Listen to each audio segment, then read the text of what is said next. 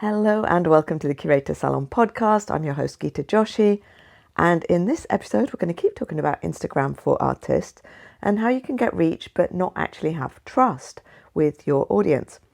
I think a lot of artists secretly believe that the thing standing between them and success online is one viral post. Like if the right reel finally takes off, everything will change. They'll have more followers, more visibility, more sales. And honestly, I understand why people think that, because social media makes it look like growth is happening overnight. But I want to tell you something else that I've seen happen more than once. I've known people who have committed to posting consistently, daily, even multiple times a day. And one person I know that did this, she did it not because she was obsessed with the algorithm, but she really wanted to grow. She wanted to grow her business. And she made that decision to take the marketing part of showing up on Instagram seriously.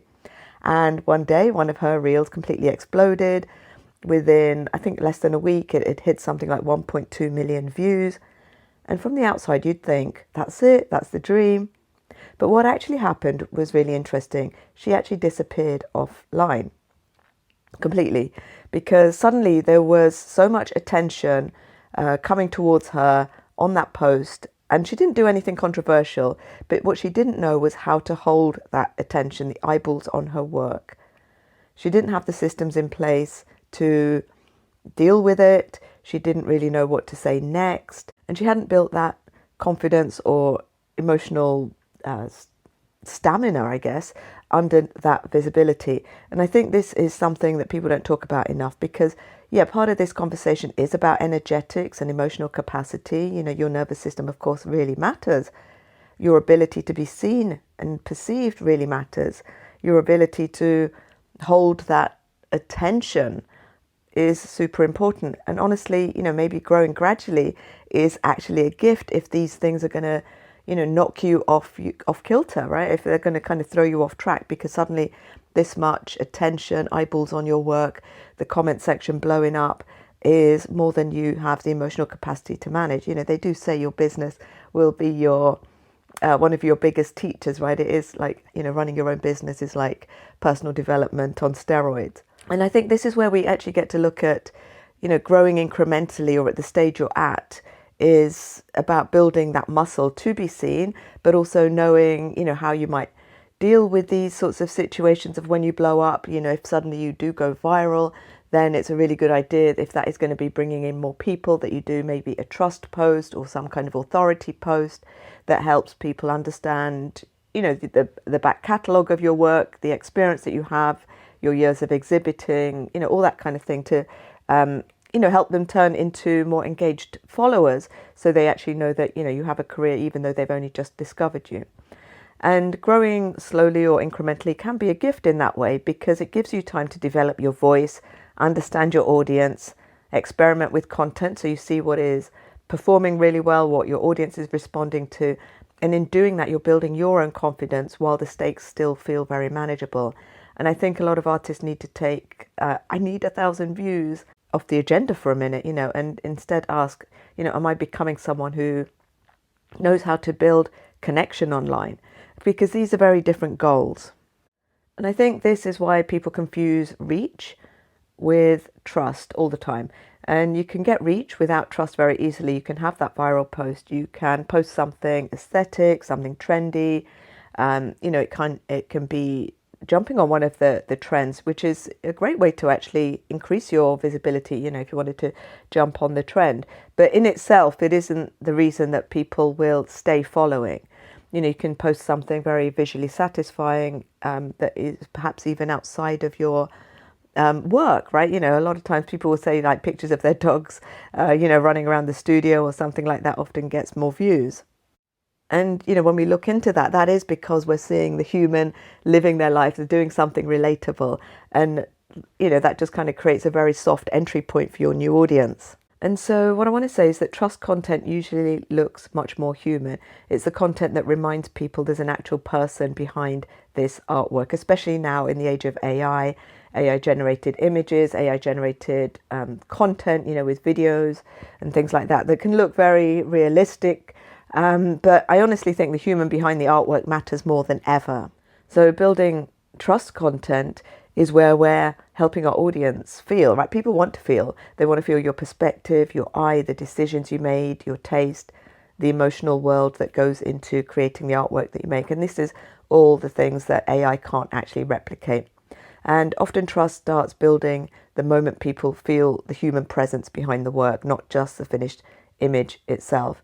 And this is why sales almost always come from repeated emotional familiarity, not just random exposure. And think about any brand that you might buy from regularly. Even supermarkets understand this. They invest a lot in advertising, and anybody that works in advertising knows this, right?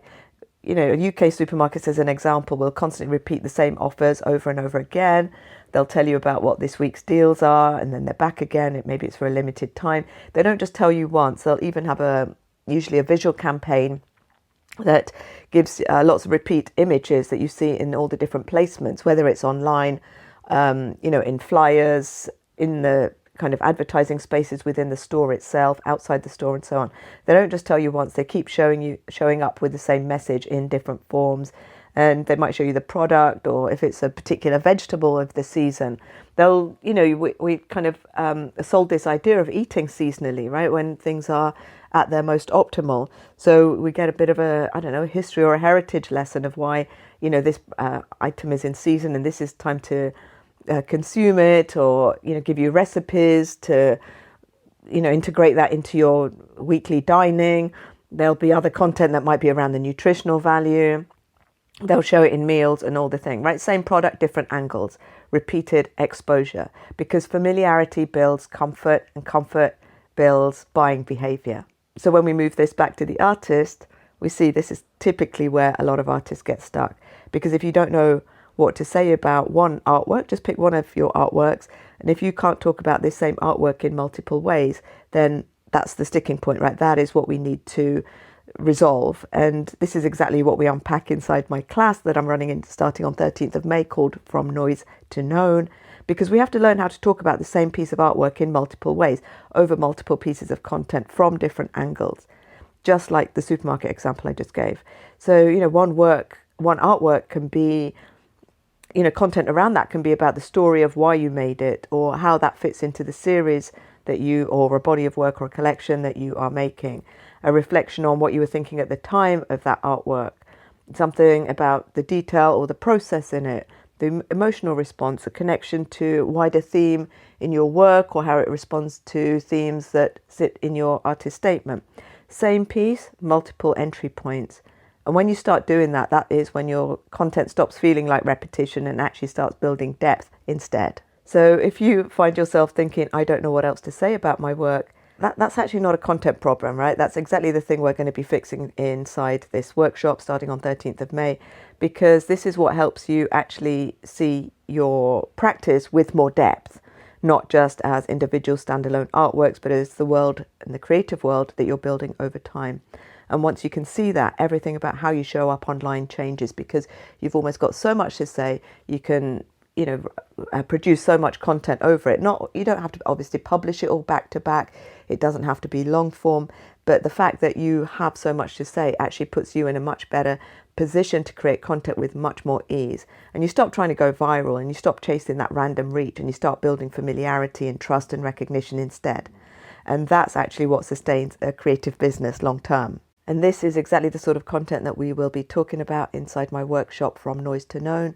We start on the 13th of May. We run for 3 sessions over the Wednesday, Thursday and Friday. As I said, it's a workshop, so we'll actually be doing some of that work in the class itself, rather than it being just a training that you go and implement in your own time. I hope you will join us. I will add all the details inside the show notes.